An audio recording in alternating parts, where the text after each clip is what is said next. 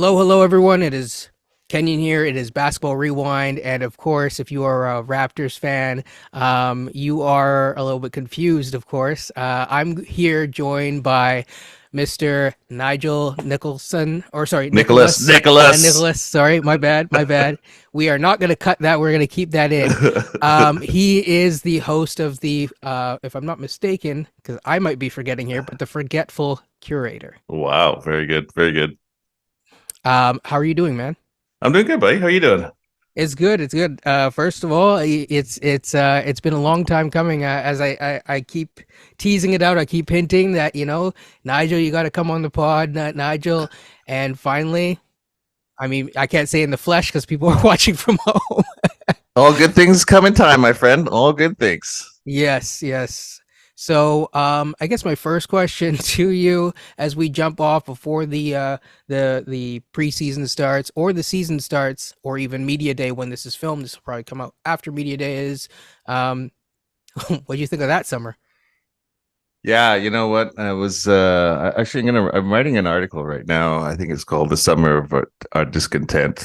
Really, it's been a one of those summers where went into it expecting so much more than what happened. I think that's probably the best way to say it. It really has been a flop as far as expectations go. I guess, yeah. The real question is, did you put your phone down? Because Yeah, Masai said to keep your phone up. no, I put my phone down right at the end. It was just no. I had enough after this summer. After this spring, it was enough for a little while. I needed a couple of months off, and that phone was down. What's interesting is I didn't. I chose to not really do a Dame podcast. I'm kind of glad that I didn't. Yeah, I know. I think that's the way this franchise has gone though lately. It's been much ado about nothing, to put another quote. It's all been fluff and absolutely no substance. So maybe less is more right now, I guess, huh? This is more. Um, Again, since this is right before the media day, how many times is Win gonna be mentioned in the pod? No, I know. I think sometimes the problem with Masai is he says cheesy things in the idea of motivating the fan base, like playing for what, that kind of thing. I knew at the time he was going to regret it, and I think it's one of those things he did just to bring everyone back up. But Mhm. he says things for the looks of it rather than actual meaning of it. Yeah, it's or if for some people, depending on how your expectations are, it could be comedic effect as well. Um, at this point, yeah, I guess we're the main topic, people, is going to be Masai, and just get some perspectives because I know that some people are still really, hashtag trust in Masai and stuff like that. So I don't want to litigate his entire, existence as a Raptor general manager or president of basketball operations, but I want to just briefly touch on a couple of things, and then I get your perspective on whether or not people should, maintain some sort of semblance of hope, and whether some criticism is kind of, I guess warranted. So, I guess the first thing is that obviously we won the championship, and since then, things the wheels have started to wobble a bit. I guess the thing that I've noticed the most is something that hasn't really been reported on quite as much is the staffing. Want your thoughts on how we've decided to replace some of the people that have left? Oh, of course, some of them have finally come back, but yeah. Yeah, I think anytime you get a new coach, you're going to have different situations arise. So I'm fine with any staffing scenarios that happen. I think internally they know a lot more about what's going on than we do. If that's how Darko wants to run his ship, then I feel like that's up to Darko, right? I think as a new coach, there's things he's got to learn still. And there are areas that, as an assistant, he was very, very, very good at. And I think sometimes he still, in his mind, wants to be assistant, working out Grady Dick for him by himself. I think that's one of those things that an assistant does rather than the head coach, right? So he's still in that transition stage. He still doesn't know his job 100%. And maybe some of those coaching changes that he's taken on are based upon that. It's also the fact that, as someone who's starting, and you don't want to have anyone doubting you. You don't want to have that guy out there who says, this is how we should be doing it. And he's got to make his mistakes by himself. And that's part of the whole process. And so let Darker do what he's got to do as far as I'm concerned with the coaching stuff. Absolutely. And I guess the other thing is just from a developmental standpoint, because we did lose Phil Handy. We lost Jama at one point. Now he's back. We did lose Pat Matumbo, and many others, of course. And so we don't talk about it quite as much on this channel or just in general, but your thoughts on, I guess we got Ben Uzo back as a Raptor. Well, you know what? My thing which is good. Yeah, but Darko is a development guy. That's his modus operandi. That's what he's known as. That's who he is in the league, right? And he's done a great job. You look at Memphis, fantastic job. He's got rave reviews from every coach he's dealt with. The players love him. He's that guy out there who has a lot of respect built around his name.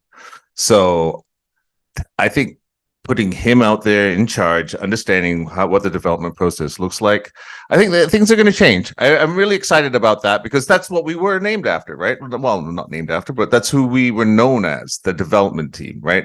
Raptors 905. We got those guys in there. Some of these players that year, we got Norm. We got guys like Freddie. All these guys came through our system and they became studs. So that was one of the things that we were founded on during the championship run, blah, blah, blah. So, yeah, I think he'll bring that back. I'm excited for him. I'm really, really excited for Darko, to be honest with you. I am too. In terms of the head coach, I'm that's one thing that I'm both excited yet curious because I have no idea. It's with the construction of the team, there's obviously a lot of questions as to how it would look hypothetically offensively. Defensively, not as worried personally. Yeah. This shouldn't be an issue, right? With the personnel that we have, right? Yes. So yeah, I think that's the one thing. Were you? I can't remember. Were you surprised that they didn't get anything for Fred? And I don't mean at the deadline, but I mean even a trade exception. I was surprised that any team wanted to pay Fred $42 million a year, right? So let's start with that, okay? And if so I don't think anyone saw that coming. $42 million a year, even and that's not getting anything back. And I don't think you can really make contingency plans for crazy, right? But okay, there's some nut bar out there who's willing to pay Fred 42. There's no way we're going to get, and he's got tons of cap space, and he's going to take a guy like Fred on. Who the heck sees that? There's no way, right? Right. And I don't blame Masai for that one. I can't blame him for that one, right? That's crazy. But sometimes I have been critical of their inability to have a plan B for a lot of situations, like the coaching search. I think they definitely had they wanted the old Boston coach. I forget his name off the top of my head. Udoka, and a lot of things they've done, like this Dame situation now, losing Fred. They really, and it worked out well with Schroeder, right? But that was something that kind of like was set up by our guy, our Darko, right? So at the end of the day, it wasn't coming from Masai, right? So there's lots of different things that have gone on that I feel they haven't planned for. Absolutely, I agree, especially with the plan B part of things. It seems like it's almost like everyone started like piecing it together. It's like, oh, okay, you get Dame, and then you get Giannis, and then he's gonna get his Giannis, and then and then someone else had the same plan. Yeah, exactly. You know what I mean? Like, now what? Now what do we do, right? Yeah. You're left with your pants down and wondering what happened.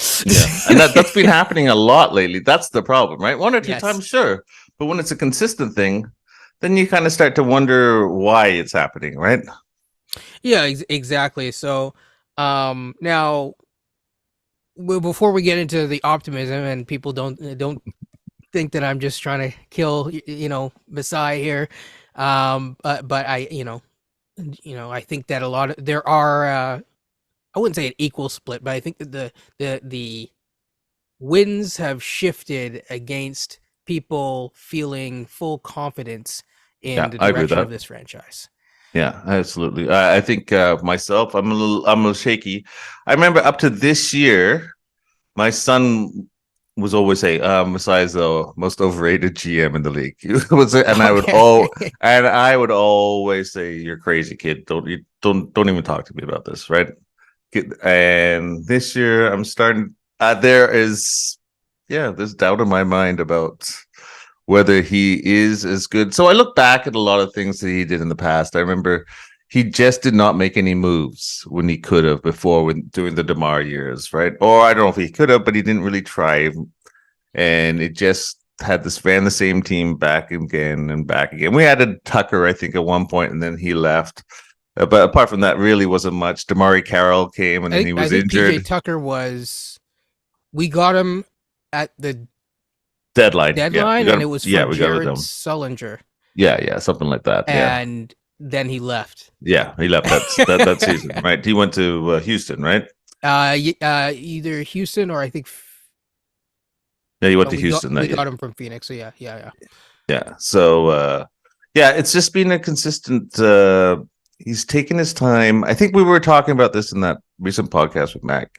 He Mhm. wants to almost fleece everyone all the time. It's like if it's not a fleecing, then he's really not interested, right? I don't see too many situations where he has come from behind on a trade, right? He's always the front runner, is looking like the best guy to win that trade. Yeah, my I agree, and I would describe it as we go for home runs, not singles. Yeah, yeah, Sometimes you just have to get a hit on base. yeah, Now there's the other side of the equation where you're Brian Colangelo, where you're almost yeah, making yeah, yeah, moves to make moves, and that's yeah. the Oh other yeah, side. oh But yeah, I feel like the NBA since 2019 moves a lot faster, and I don't oh know. yes, That's yeah. my concern is I don't know if we make moves quickly enough to really. I agree 100%. I think this league is, especially in the East, where there's no dominant team. Like I think all of them have question marks against them, right? And there's no dominant player out there like a LeBron out there to, or like a KG. That big three was a great big three, right? They looked. I just don't see that same type of environment. I think things could change quickly with one trade, and everyone could. You can go from like fifth to first with just a quick, really good trade, right? So get a right player, right situation, right fit. I think that'll move teams really far up, or the other way around. Yeah, that's true. Right? I would say just to clarify, I'm assuming you when you say LeBron, you mean the Heatles LeBron. Both Cleveland a True. second time around, right? He's just a dominant player who knew how to win Yes. after he went to Miami, right? A totally different guy learning as far as the winning situation goes and the confidence. Yeah. In terms of like as an overall team, I definitely I well both but in terms of just sheer dominance, Oh, I don't see the Bucks. They're better, mm, but I already had them as like one or two in the East around like, yeah, winning one or 55 two, plus right? It's games. not. Yeah, they're not the dominant team. Same with Tatum. Like I don't think Tatum is a great dominant player right now. He may turn out to be, but at this point in Yeah. his career, he's not that guy who you 100% feel confident is going to take you to the promised land. Now I'm gonna go away from the Raptors just for a second, just to talk about Tatum.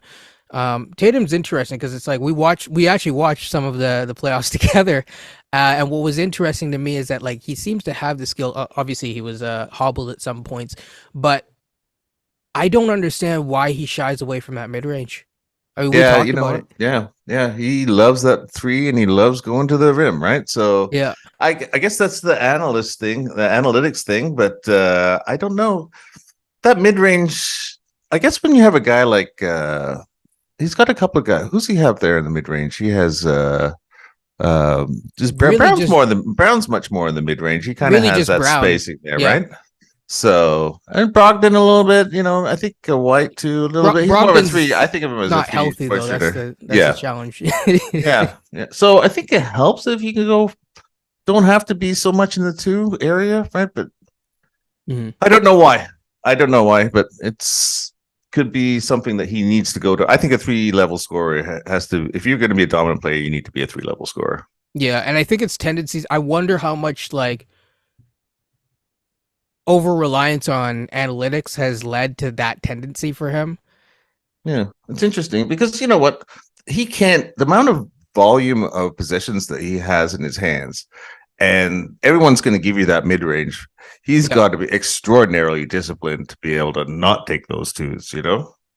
Yeah, I mean, I've had this conversation with Beyond and a couple other people as well, but you cannot. No team, from what I can remember, has won without at least one mid-range threat on their team. Yeah, makes sense. Definitely makes sense. Everyone keeps bringing up the Warriors, and I counter. Even the original Warriors had Harrison Barnes, and he was their mid-range threat at the time. Wiggins, obviously, most recently, and before that, KD is obviously KD. But that's but the thing is with like Mm, with Curry, mm, you he can just shoot from anywhere. You're giving him space at the 3 point line because it just seems so far out, so ridiculous. absolutely. And But he puts that he away. himself, he has become a little bit more of a mid-range threat, Oh yeah, as he's got older for sure. He has definitely become much more. But which is we've never seen interesting. anything like that on the 3 point side No. though. It's crazy. It's crazy. So to go back to sorry, it's just always fun to just talk regular hoops, not just Raptors hoops. Yeah, Sometimes I it's agree. more fun at times. But to go back to I guess the man of the hour, Masai. In terms of the specifics of the Dame deal, I don't want to go through like what was, you know, whatever, but I feel like it does make you wonder his valuation of the current talent versus what he wants to build. I think it's a valuation of what the market's willing to pay up for that talent, right? That's the issue right now, right? We saw 2 deals that didn't go through, right? For Siakam, and we saw one for Lillard that didn't go through. And apparently, it almost went through. He almost did a swindle, right? Apparently, but he didn't though. The thing is, at the end of the day, he didn't get it done. So that's the real issue for me. He's got things have changed. Yeah, we both talked about this many times about the level B now on that cap.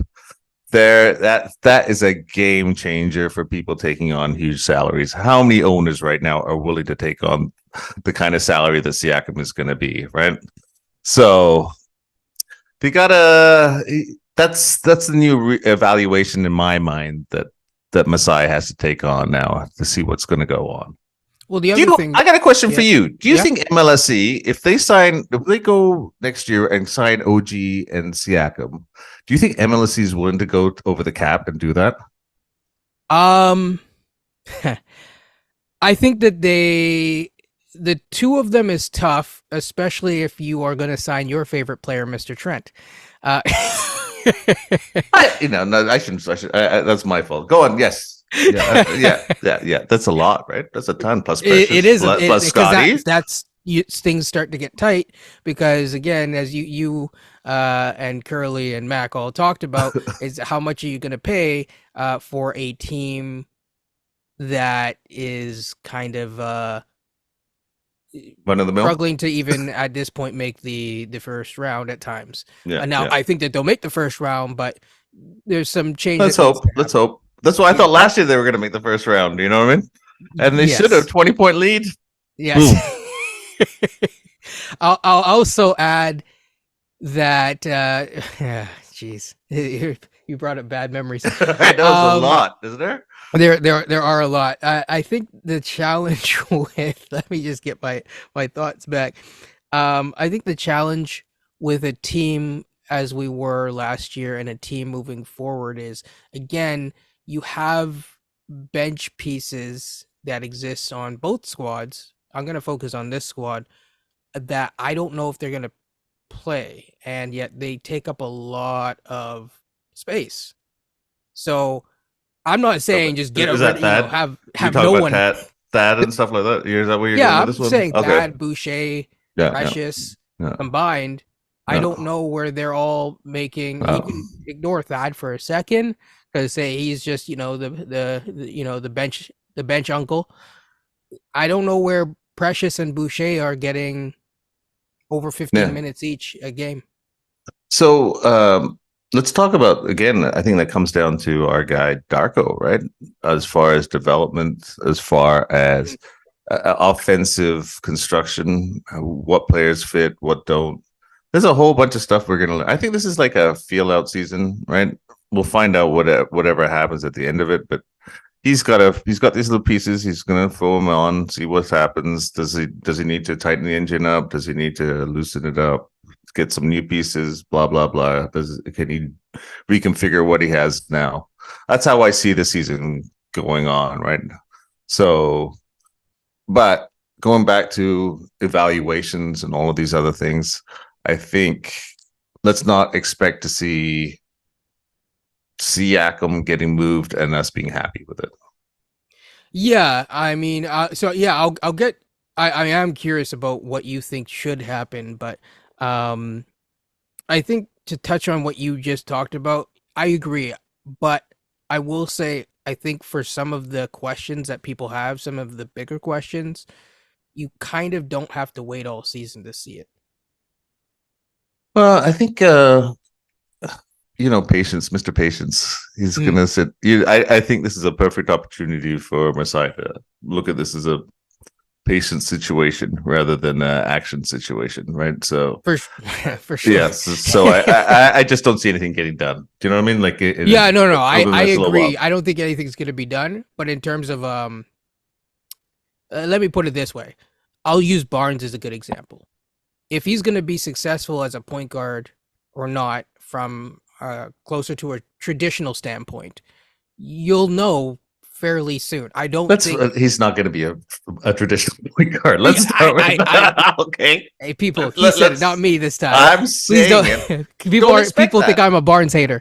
No, it's not nothing to do with Barnes. It's like, you know what, Siakam is a great ball handler. He Yeah, can he can he can make great passes out of yeah, those situations, but he's not a point guard, right? He's a hub.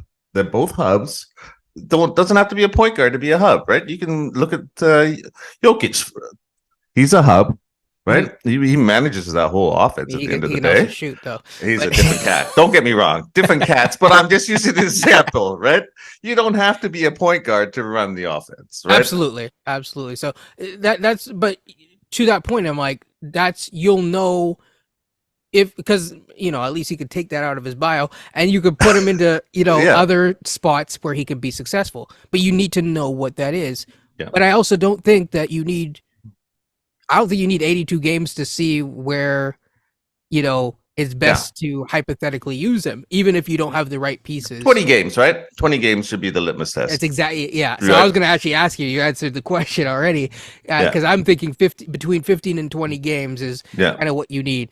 yeah. In terms of say, uh, whether Siakam can work with him, even if it's like where a Pirtle's away from that lineup, you should know Oh within yeah. 20 games. But I think let's start. Darko should be able to do something with those two Oh, guys I have right? faith. I Yeah, have faith right. that Yeah, he yeah. will. Those two guys, I think they can run a pick and roll. They can do all kinds of like Chicago. They can do all kinds of 3-man action with those two guys Yeah. and someone else, right?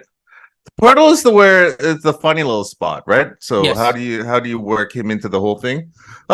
That's I'm curious. I'm excitedly curious to see if what level of depth of offensive skill sets he's going to bring to the table here, Darko. Like how he's going to make these changes because that's the number one area that this team could have been a lot better at last year. Yes. Now, I'm going to ask you about a couple more players. Your thoughts on OG a couple hours after Fred asked out, making sure that some of this new pie is going to go to me in terms of the responsibilities and ball handling and playmaking. Yeah, he's made that well known, right? I think Derek Fisher reported about it last year. We didn't want to accept it. Yep. Scotty came out and said blah blah blah. But truth is, he wants it. I don't know. Maybe I honestly think he thinks of himself as some kind of Kawhi wannabe, both sides of the floor, being able to do everything. He Unfortunately, he does. doesn't have a mid range. He doesn't have his handles, right? He's great defensively, fantastic defensive. Maybe one of the best of maybe the best defender I've seen on the Raptors. We've seen a couple, Doug Christie.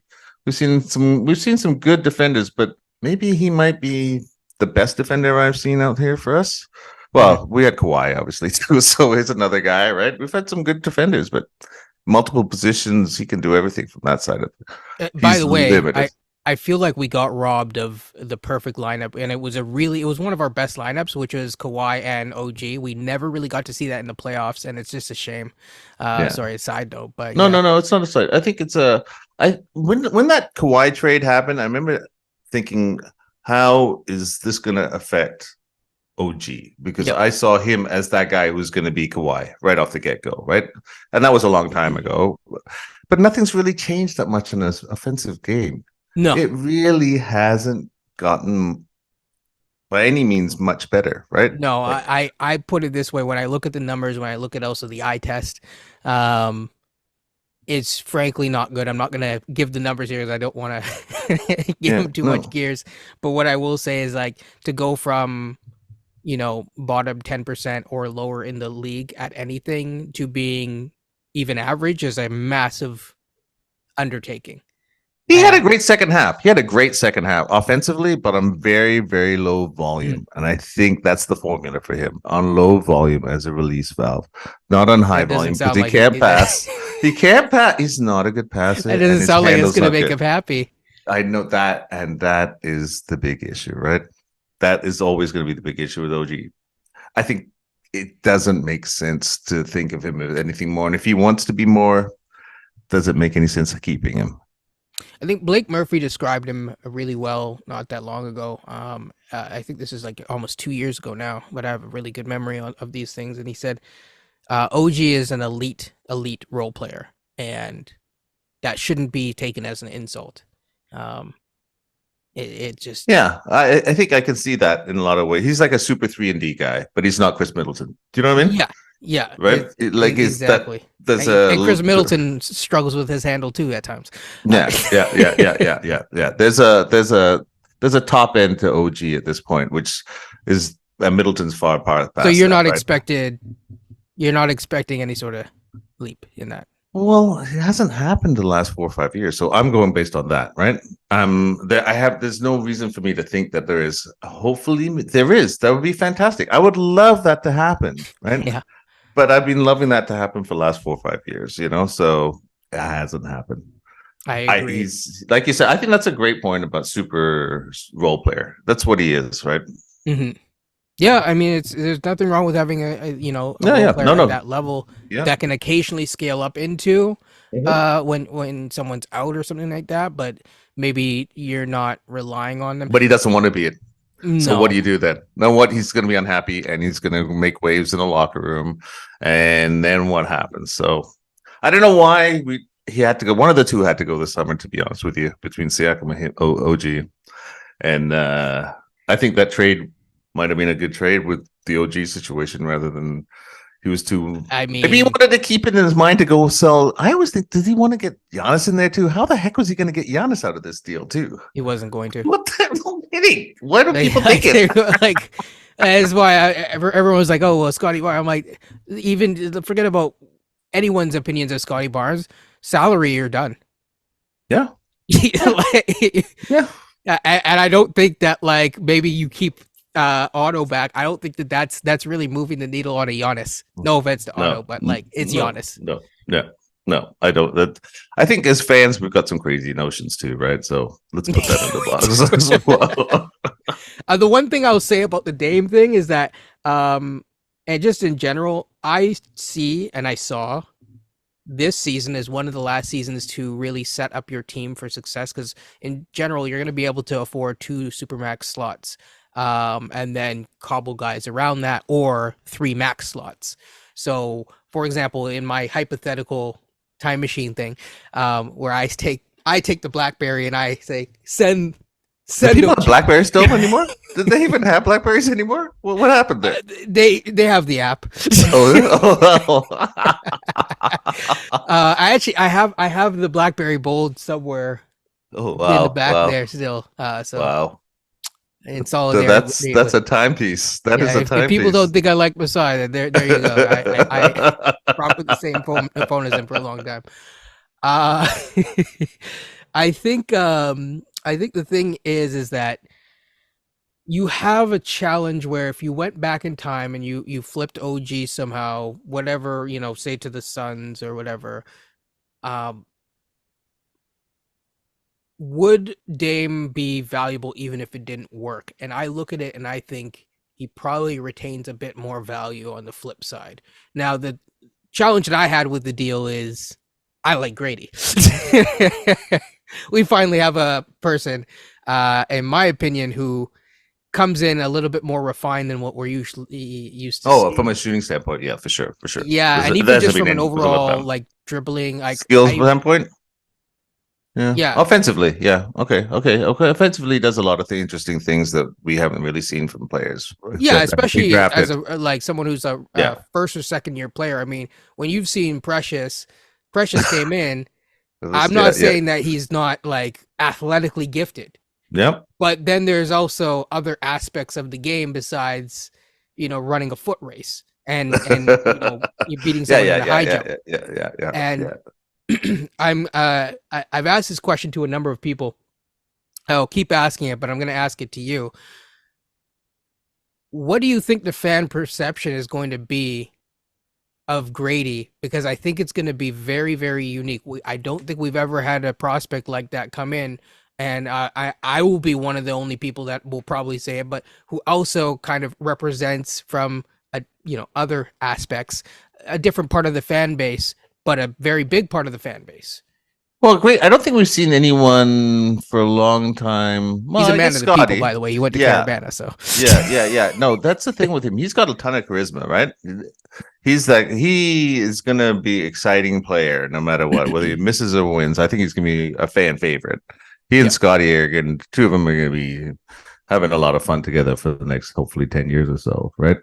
That's how I see it. I think he's an interesting guy. I don't know. I was so happy when he slipped all the way down to us. I did not see that happening. Right. No, So yeah, this is a gift. Let's see what happens. That beside luck, maybe that's kicking in here. Let's see what goes on. And maybe it's just like a situation like the Lowry trade where it didn't happen and things kind of worked out well for us at the end of the day.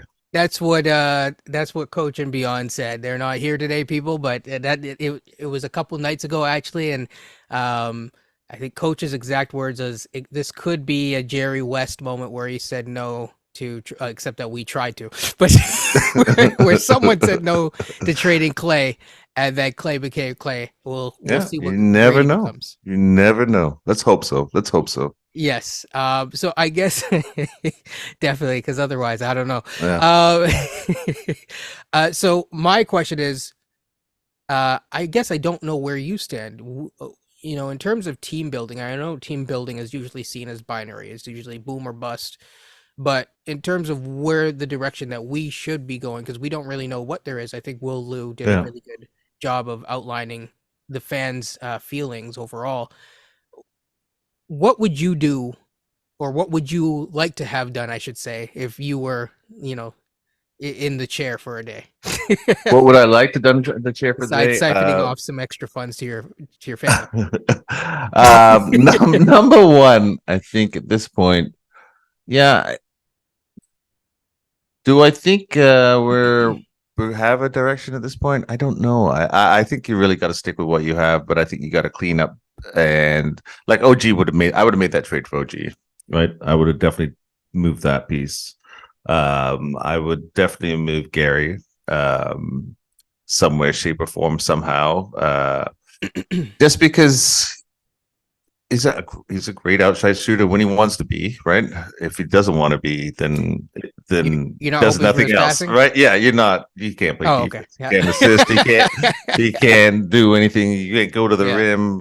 There's a ton missing from his game, He's been unfortunately. working hard, I'll say that. Let's So hope so. Let's we're hope. about to Listen, see. I don't want to sound like a jerk because I hope all these guys get better and everything goes really, really, really well. But I'm just saying, from what I've seen in the past, none of those things have happened, right? So especially last season, but they could, like you said. So there's tons of little things. I think they need to go for direction, like you said. If you're gonna have those two guys, Siakam and Scotty, because I think that's a good combination. I really do. I like the fact that Siakam brings a ton of hard work ethic, and he's that guy who's come all the way up. And I think Scotty's that guy who could use a vet who to look at, not tell him what to do, but to Yeah. watch him and see how well he's developed by doing that. So I think that's a good combination. The Pirtle situation, I love Pirtle from defensively, and I like him. I like him, period, right? But it's a little tight with those three together. I would see maybe a downgrade, but get someone who can shoot the three, but who can still play the D, right? I'm hoping that I remain very hopeful that Koloko will take a leap. Yeah, let's hope I'm a so. big I don't believer think of him. it's too early. I think for Yeah. Koloko, I think that's usually a 2 or 3 year process for centers to kind of get to that stage. So, but yeah, let's hope that's Because like the if he can process. show some flashes this Oh year, yeah, oh yeah. No. then that makes to me, Pirtle was always I expected him to sign. I did not expect it to be, regardless of the contract, for this to be a long term. Like he's going to be here until his next contract. I could be wrong. No, I don't no, know if that 100% happens. It might happen, but I don't know if it 100% happens. like I said, I like Pirtle's defensive game. I like what he does, but just that fit is just unfortunate, right? Yes. So like Schroeder, what is Schroeder? Is he a starting point guard, or is he like a backup point guard? What is he, right? Yeah. Do we need a starting quality point guard right now with two offensive hubs like those two guys? That's another question. I think, well, for starters, I would limit who's bringing the ball up the court this year. So I wouldn't have Precious or Boucher bringing the ball up the court. Yeah, that's something. All respect, but it's a little bit too much freedom. I think at times, if you're talking about like who can run, just going to the back to the basics of like pick and roll as a ball handler, I think I trust Siakam the most. Obviously, Schroeder is able to. I think he's a pick and roll specialist, right? Yeah. The challenge is going to be his outside shot, but I mean, he shot the best under Darko. We're about to see what happens. He also had for better or for worse, he can. He's a little bit more dynamic in the mid range than Fred. That's something that and he can get to the rim, right? That's one thing that Fred could never do. Really, no. Actually, Fred got to the rim, and then that was it. So yeah, unfortunately, I mean, Schroeder's not like the tallest point guard. He's not like 6'5". He's a little quicker, right? But he's a little quicker. He's a little taller. And I think he's a little bit more dynamic. He has a little bit of edge to his game, which I like. And I think he's gonna. I don't think he's gonna be a fan favorite, but I think he's in a way we almost need guys with edge to them at times. Well, Freddie had his edge too, right? Freddie had his edge, but Freddie's not here. Yeah. Freddie's not here. Yeah, I don't think it was for that price. I think it was a good deal. I'm upset about that whole situation with Schroeder and how much it helped with the cap space, right? It's prime Schroeder so far has not been prime Freddie, but prime Freddie was very short stinted. There's been he definitely wasn't there last year. No, so I mean, I guess from there, is there something that you're looking forward to? Yeah, Darko. I'm excited for Darko. I'm excited to see some changes in that offense because I think there was going to be a ton of changes in that offense, slowly, gradually implemented, and I think it's going to make it way more edible to watch the Raptors than it was last year. And I'm excited for Scotty Ball to see what we're going to get out of Scotty. What he is, what he's. This is a very transformative year for him, and I like to see what that transition looks like, where he goes from being a junior part of this team to very much a senior part of the team, and maybe a leader. All right, so let's see where that transition takes him. I'm excited for that. Siakam and OG, I want to see how this whole thing plays out. Am I excited about it? No, it kind of sucks, but I just want to see. Let's get that whole team back to where it was. We never had any issues like this before. This is the first year I can think of where we had player dynamics that were negative, right? You know, to go back to your original question about like, could you pay it? I wouldn't even worry about it and just pay everyone if you had to. The reason why is because you have to at least you can always worry about balancing the books before the end of the next season. Yeah, but you're not MLSE though, right? No, no. I know it's a tougher sell. Right? I know it's a tougher sell, but I'm just saying, like, in terms of actually paying the books and paying the tax and stuff like that, you can always get under the tax, right? And figure that out. And also, I look at it this way: is that, say you're in the Siakam needs to move camp. He's gonna be more valuable under contract than he will be under, a situation where he's saying, "I'm an expiring and I'm only gonna sign in one place." Yeah, no, I agree. I think it's gonna be interesting. It's gonna be a very, very interesting year because there's so many questions out there, and it's gonna be interesting to see how they play out and what the answers to them are. So to change pace just ever so slightly as we go to close, kind of the close of this basketball discourse. Are you concerned about basketball discourse around the Raptors in terms of how it's being had for the next season? What can be done to improve, and what can be done that you think is good? Explain. Give me a little deeper on just amongst fans and stuff like that. Because it seems like discourse, you know why? Because you're a Twitter guy. I'm a Twitter guy. I'm not.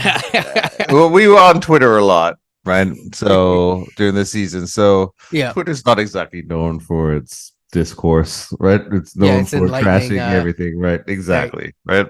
So yeah, I think for you and I and the people we're around, yeah, we see all that crap, right? Yeah. But for the average fan who doesn't, they're not having the same conversations that we're having, right? They're having a conversation like, I think the Raptors are going to win a championship this year again because Masai brought it around. I still love Masai. There's still positive feelings, I think, for the average fan because they don't know what's going on really deep down inside. Yes. Or they're not looking at the little. Sometimes when you look at something too much, you see way too many, things, the errors, right? Of this could have been better, that could have been better, they're not looking at the same way that we're looking at it. Yeah, and I think honestly, sometimes it's nice to. I mean, I put a tweet out the other day about how I just I'm also just looking forward to the seasons. I even said it somewhere, and people were like, "Why are you looking forward to?" Just like, man, I haven't seen basketball for like NBA basketball with my team for a while. Like, yeah, I'm just excited to see it play. I mean, I love it. I like basketball. What can I say? So I love the whole routine of it, right? Yes. Every other day, we're kind of watching the game. We're all around there, sitting on your phone, watching the Twitter conversation, seeing the game afterwards, post game, listen to a show or talking about it on Spaces. I love that whole rhythm of it. It's comforting. It's also, to be honest, I like that more than the off season because it's like Siakam's gonna get traded, and I'm like, no, he's not. And I was today. No, you listen, man. I know you don't think it's going to happen, but I'm telling you, today it's going to happen. We got to be prepared. We got to buckle up. Yeah. No, now you're here. There's a lot of crazies. There's a lot of crazies out there. There really is. Nothing has changed. No, nothing. And it's been the same. I think it's the same. I remember when everyone hated on DeMar. Oh my God, the DeMar hate. You remember the DeMar hate? Oh. I do remember that. I was younger, so it's like it was a different. It was right off the get-go. Yeah. It was from his first year on, and I was a big Raptors HQ guy back in the day, and the amount of hate that came from everyone on that site towards DeMar, it was crazy. It was just pure vitriol. Oh, I remember he hit a game-winning shot against Miami, right? yeah. And they were like, and they were breaking it down how it was a lucky shot, and we still need to get rid of him, and this doesn't change anything about his trajectory. So there's that angry Raptor guy out there all the time, right? So You know what sometimes he's this a little reminds louder me than of? others. So you brought the DeMar stuff, and I don't know if you remember, there was a player on the Raptors that they said that would surpass DeMar and would be way better. You remember who that is? It would be better than DeMar Yeah, there was at the like time. articles written about this. Oh, you mean Sonny Weems? No, him too. But it was jeez. It was Terrence Ross actually. Oh, Terrence Ross. I Yeah, remember yeah. people were like, Well, he had man. that 50-point game, right? That Yeah. was the whole thing, right? I Yeah. remember people were like, all right, it's time to trade DeMar. He's gonna be expensive. The thing is it's always funny, especially in this town, how apprehensive the fan base is to pay players. And then usually the player gets paid, not always, but usually, and then you see what happens from there. So it is always very interesting how people perceive things from that lens, particularly here. Well, Terrence Ross, man. Wow. That was I remember that game vividly. I think we Yep. were down. It was Sacramento, right? And we were The down. 50 point that was against Yeah. the Clippers. Was it the Clippers? And we were Against the down Clippers with big. I Blake. I remember, think Blake yes. Griffin was still on the Clippers too. Yes. And I think what's his name too? The guy from he does that smoke pod. Who Matt am I Barnes. thinking? Yeah, Matt Barnes was on that team. Yep. And I remember watching that game, and I remember us being down, and then Terrence Ross taking out Vince's record. I think it was Vince's record, right? Yep. At the time. Oh my god! And yes, the hype was real at the time, Yeah. right? Yeah. And then I don't. Then it vanished. Yes. Yes. Uh, I'll say something to you after. I don't want to people to think that I'm insulting any player right now. Is that what I will say is that it's been great to have you on. It's also good to both listen to other Raptors fans, but also someone who I mean, you seem like you're excited for this season, and that's I good. am. I am. Let's do it. But I love the Raptors. I love the Yeah. Raptors. I love sitting down watching my Been too much TV there. negativity of rap. And by the way, like as much as like I will critique or give my own thoughts or analysis, it doesn't. I hope that people stop thinking that I hate Barnes or that I hate X It's player. not that we hate. There's no emotional attachment. We're just looking at it as an analytic point of view of taking I what we always say see, right? like this is what the person is, and this is how they Yeah, can get better. yeah. And Now, if you whether want to that take it that happens way, here, that's a whole other story. well, now you're being a little. It's but I'm just saying. So the only other thing is that I'll say this. I remember having a very funny conversation with someone, and we were talking about Chris Boucher, and the conversation was I think this is actually recent, and I said, there's a chance that he might not be on the team long term, and they said, well, how dare you say that? This is I think was last year, and I said, I mean, we have a lot of people at his position. And the person said, yeah, but he's developing. And I said, but he's 30. So that my only thing is that I think is interesting that because I do think that Chris Boucher is a very good player. But again, that's the only challenge that I think we have. And that's why I think that a minor move might happen. Don't know when, but a minor move might happen is because at some point I think you have to have a couple guys I think Darko's good, but I don't think everyone's going to be happy just playing 10 minutes. Yeah, there's a bunch of guys that are not going to be happy playing 10 minutes. And I think that's been the culture of this team up till now, right? Where guys, as I think we've talked about this, that everyone thinks they're a superstar, right? Yes. Or they're going to be a superstar at some point. And you know what? Not all of them are going to be a superstar. No, Some of them are going to be Terrence Rosses. So you know what? At the end of the day. Precisely. So, with that being said, are you at all? Can you share any sort of parting words that are positive or negative about Masai, and whether or not why should people trust in Masai again? I or think not. if you've been a long-term fan of this team, you've seen some of the some terrible GMs, Mm, some terrible moments. We've had Zanta back on our team and a host of various players starting first that should not have started in any team on the NBA. And we're not in as bad a position as we think we are, right? We're just in a situation where perhaps last year we underperformed. So with the right pieces, with the right moves, things could be drastically different. So, we're fans, buddy. Let's go. Raptors. I'm all for you guys here. yep. What I mean, when people say that they've only been fans since the Grievous Vasquez trade, I'm Yeah. like, Yeah. Well, you know there's what? a That's lot you fine haven't though. seen, which is Yes, probably a for lot, the but best. at the same time, it's great that they're there. You know what I mean? Oh It's yeah, great no, that, no. you know, that, I'm happy that they haven't gone through the trauma. no, So there's a lot of trauma. There's been a lot. So yeah, with that being said, it's been great having you. We'll have you back again at some point. Of course, we're gonna have Mac on soon, as well as Good. Curly. I'm going to be talking to S probably before this even comes out. And I still have to put out the Malachi Flynn thing. By Wow. the You got a time lot going this on there. comes out, Yeah. it Yeah. will be Yeah. posted, Yeah. people. So go check that out. A short interview. I actually looked. I was wrong. I actually cut some of it, so it ended up only being 2.5 minutes. But it's still an interview. Hey, it's good. It's good. That's where you go from, right? Absolutely. So yeah, take care, everyone, and peace. Peace.